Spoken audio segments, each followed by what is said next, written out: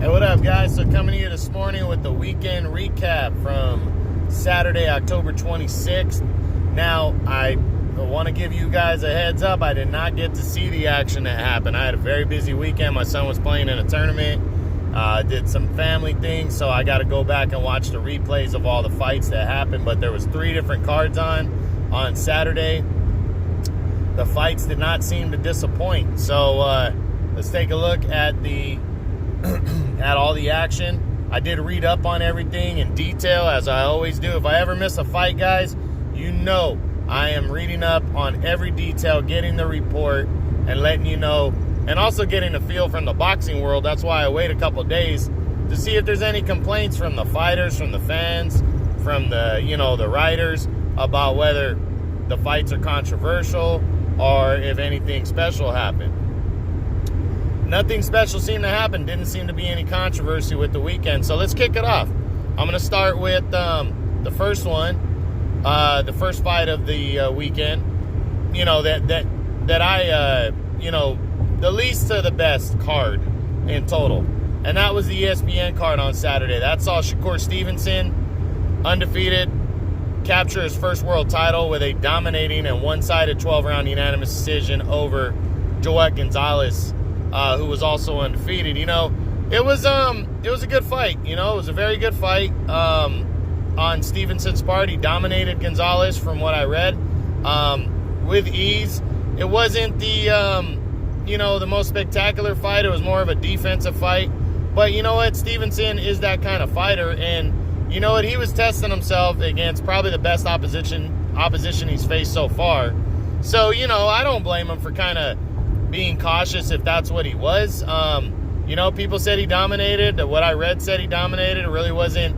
They didn't say he looked bad. It was just one of those things where they said he didn't look like he was, it was a boring fight is basically what a lot of people were saying, because there wasn't a lot of, high drama and action and stuff like that. But Stevenson is a master boxer, so, I don't know how many fights you're really going to see, but you get to see this guy dominate action.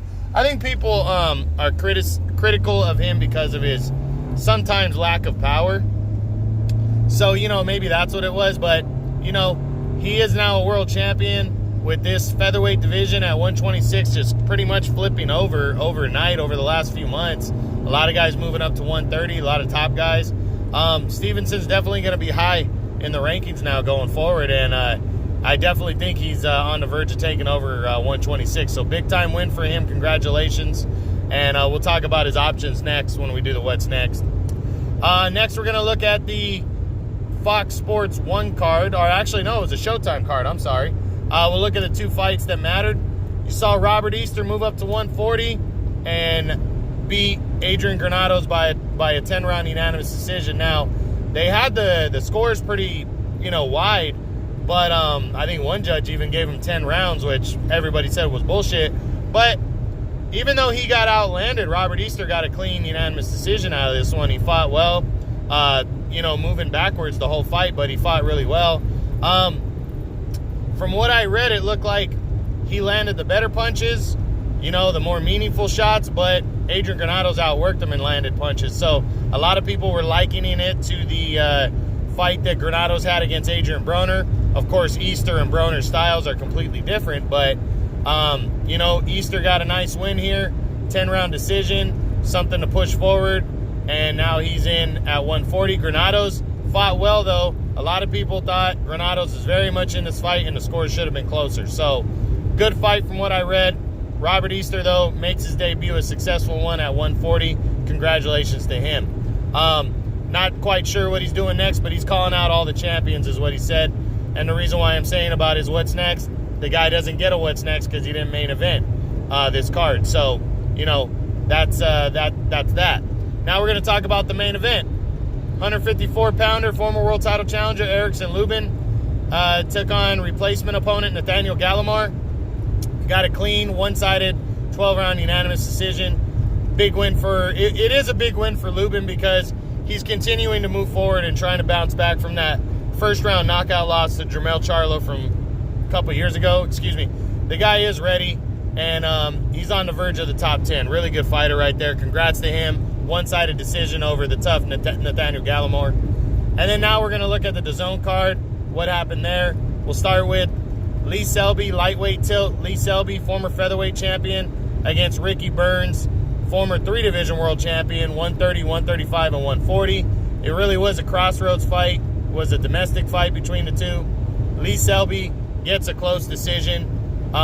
You know, I'm not sure if this is going to break him into the top 10, but he's close. He's close to a top 10 spot, is Lee Selby, the former champ, the former featherweight champion. You know, I saw some of this fight. I was streaming it. You know, he didn't seem to dominate, but he seemed to outbox. Selby, I question his power. I mean, he didn't have a lot of power at 126. Now he's moving up all the way to lightweight. I don't expect, even if he wins fights, for him to really damage his opponent. It's going to be on points, but he is a solid boxer, so we'll see where he goes. But to get a narrow decision against an older fighter like Ricky Burns, you know, it might be good enough to get into the top 10 now, but I just don't know where he goes after that. So we'll see, but congrats on the win to Selby. Co-feature saw heavyweight action. Derek Chisora, former world title challenger, scored a 4th-round TKO over David Price. No surprise here.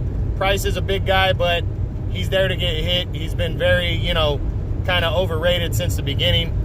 Questionable chin, but Chisora did what he's supposed to do. He knocked his ass out. 4th-round TKO. His corner had to wave the fight off. So Chisora is talking about fighting, I think he said Joseph Parker next. He wants to fight on the Andy Ruiz, Anthony Joshua rematch card, which is, what, just about 5 weeks away. Maybe not even that. That's December 7th. He said Joseph Parker. He said Alexander Usyk. I think he was calling out another top 10 opponent too. So, you know, this guy wants to get back in the ring right away, and he wants top-tier competition. I do like Chisora. The guy's a brawler. He likes to fight, and he likes to get in there. And remember, he was beating Dillian White last year before Dillian White knocked his ass out cold. But good, solid veteran right here. Congrats on the win. And then finally, we look at the main event, the biggest fight of the day. Josh Taylor, undefeated IBF champion, and now is the unified IBF and WBA 140-pound champion, and he is the winner of the Muhammad Ali Trophy and the World Boxing Super Series Tournament Season 2. Josh Taylor gets a majority decision win over Regis Prograis, who was undefeated coming in. Big-time win right here for Taylor. This is the biggest win of the year in this division. He is now the 140-pound kingpin, basically. You know, it's between him and Jose Ramirez, but I said coming in that the winner of this fight would be number 1 at 140.